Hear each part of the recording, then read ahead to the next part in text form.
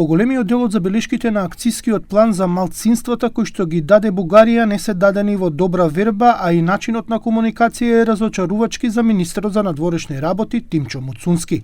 Тој вели дека овој акциски план не е за правата на бугарското малцинство во државава, туку дека е за правата на сите малцинства.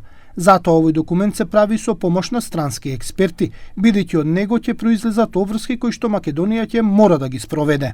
Голем дел од забелешките кои што доаѓаат од нив не се забелешки дадени во добра верба, и не се забелешки кои што ја имаат во основата објективната состојба или објективната слика за состојбите поврзани со малцинските права во рамките на нашата држава. Има една тенденциозност во настапот на Бугарија и тоа најдобро го видовте и од страна и преку прес-релисот на нивното Министерство за надворешни работи. Дополнително за Муцунски срамен е ставот на Бугарија за македонскиот јазик, но вели дека сите објективни забелешки за акцискиот план ќе бидат прифатени и спроведени. Во моментов се анализираат сите пристигнати забелешки околу планот. Така да мораме да разграничиме помеѓу тоа што можеме да го примениме и тоа што не можеме да го примениме, бидејќи утре ќе го објавиме овој документ. И замислете, во него има нешто кое што оваа држава не може да го примени.